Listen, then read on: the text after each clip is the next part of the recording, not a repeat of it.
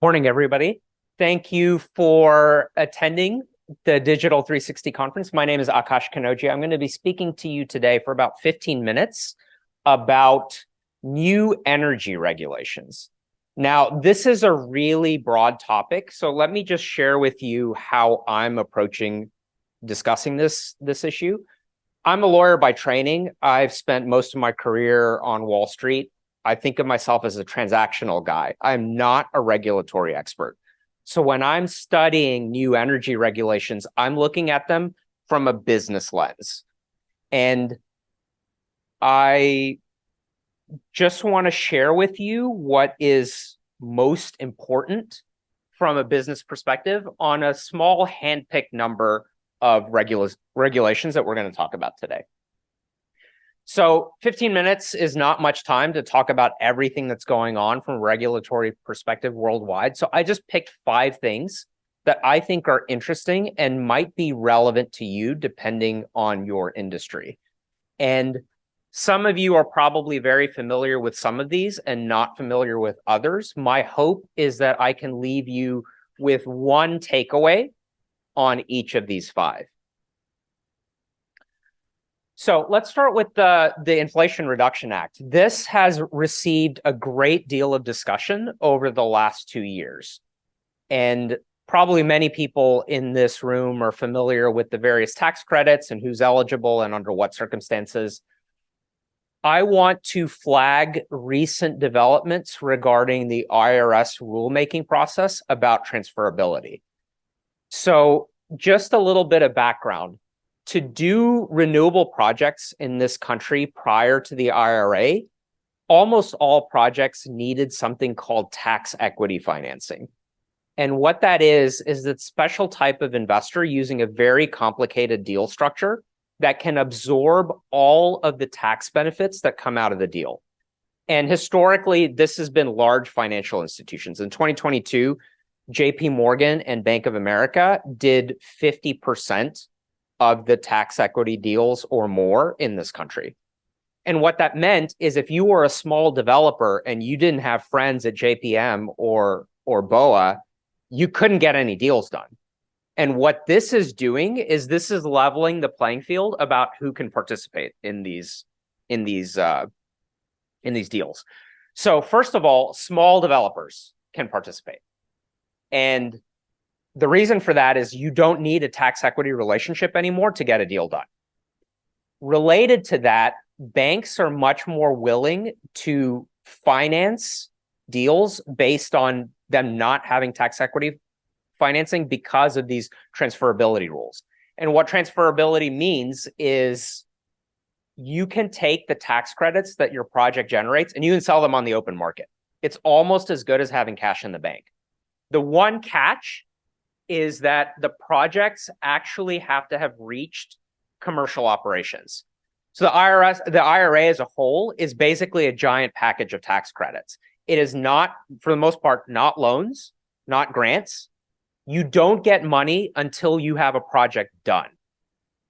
So once you get the project done, if you can get it through notice to proceed and commercial operations date, then you can get this financial windfall, but you can't get it until the project is done. What is going on now is banks are much more comfortable with the risk between notice to proceed, which is when your project gets approval, and commercial operations date to provide construction bridge financing, because they're pretty confident now that whoever the project sponsor is going to be able to sell the tax credits on the open market. Another related point on the not requiring tax equity financing anymore is that many tax equity investors in the past needed PPAs. So they wouldn't even invest in a project unless you had offtake, which made it hard to finance merchant projects that selling power on the open market without an offtake contract. Now we're in a situation where you can build a battery, you can take the ITC, and you will find investors, because every investor has a different risk reward preference, and they will finance or they'll fund it on a merchant basis, some investors, because they know that they can get that ITC in Q1 of operations. Another point I want to make is there's 2 terawatts of new generation in queues nationwide. That is a huge amount of generation. Now, we know only about 25% of projects get done, but 90 to 95% of these projects in the queue are all IRA eligible. And so this is going to be, if those projects start to get done over the next 5 years, there's a massive amount of tax credits that's going to be hitting the market. And this is an interesting point. The Congressional Budget Office, I think, said that the IRA's impact for the clean energy credits would be $400 billion, something like that. I saw analysis from Goldman Sachs. They think it's going to be over $1 trillion. There is no cap on how much money can come out of the Inflation Reduction Act. And as a side point, as a Wall Street guy, I don't think this is actually going to reduce inflation. I think it's going to increase it drastically because of the government spending, but that's a separate issue for discussion at a different point. The last point that I want to make on the transferability is, in addition to small developers, now municipalities and nonprofits can play, because the IRA includes a provision for direct pay if you are an entity that doesn't generate tax liability. So you're a municipality, you can go build a $200 million project, potentially get 50% of that back as a check from Uncle Sam. There is no limit. So if you are a municipality, you're a nonprofit, you're a nonprofit institution like Texas State, you want to get projects in the ground, because they're just, the more you build, the more you're going to get paid. So go build stuff, find developers who can do this. And as an attorney, I can tell you that there's going to be a lot of people right now at law firms that are trying to figure out how to do public-private deals as well. So get some tax credits, get some direct pay, fancy financing structures where you've got a municipality or a nonprofit as the lead organization, and you've got private capital in the deal as well. So let me move on. Let's talk really briefly about hydrogen. So I'm not an expert on hydrogen. I will say that there is increasing amounts of chatter on this. So the first thing is that the Biden administration, I think it was last year, made this proclamation of this thing that they're calling the hydrogen shot. And what that is by 2031, they want the price of low carbon hydrogen to fall by 80% to $1 per kilogram. I understand it's about $5 per kilogram right now. There is not actually law backing this. I would expect that if Democrats stay in power, or if Republicans become more excited about hydrogen, I think the oil and gas industry is very interested in hydrogen as well. There could be more and more regulations passed to support this hydrogen shot. Second thing is, earlier this year, the administration also released this U.S. National Clean Hydrogen Strategy and Roadmap. The goal is to produce 10 million tons of low carbon hydrogen by 2030. They want to double that by 2040 and have 50 million by 2050. So if we get this hydrogen shot and this clean hydrogen strategy with actual force of law behind them, these are very ambitious targets, which means there's a lot of opportunities for businesses in this space. Some money has already come through. The bipartisan infrastructure law authorized $9.5 billion for hydrogen. $8 billion of that is going to go to 4 regional hydrogen hubs. Houston or the Gulf Coast is expected to get one of those. So that's going to be $2 billion in funding for various projects in Houston. There's another $1.5 billion already appropriated for electrolyzers and clean hydrogen manufacturing. The IRA also, we just talked about all the tax credits, transferability also applies to hydrogen. In this case, you need to be able to hit 4 kilograms of CO2 equivalent, which is half the carbon intensity of current hydrogen manufacturing, to be eligible for the tax credits. So big takeaway is, if you're thinking about getting involved in hydrogen, follow this space and see when laws and funding come to support this hydrogen shot and this clean hydrogen strategy. So this is a little bit more finance inside baseball. This is probably not on the radar of most people, but it could be an implication for anybody that is running a large business. So last year, the SEC proposed rules to require climate and greenhouse gas disclosures alongside your annual financial statements if you are a publicly traded company. That, because of technical reasons, the rulemaking process was delayed. It was expected to be adopted in April of 23 and is still not adopted. May happen by the end of this year. We don't know. But this summer, California actually passed 2 laws that are more strict than the SEC regulations. So California passed a bill that's going to require all companies with revenues, private and public, with revenues of greater than $1 billion to do greenhouse gas emissions reporting. And you have to report your scope 1 and your scope 2 emissions. Scope 1 means basically emissions from your operations.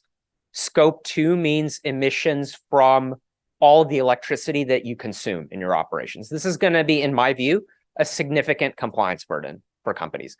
And it affects private companies. Private companies are not used to a lot of SEC registration and reporting, but if you are working for a company that's a relatively big player, you need to keep an eye on this if you're doing business in California. And the other thing we know is California sometimes is a bellwether for regulations that get adopted elsewhere in the country.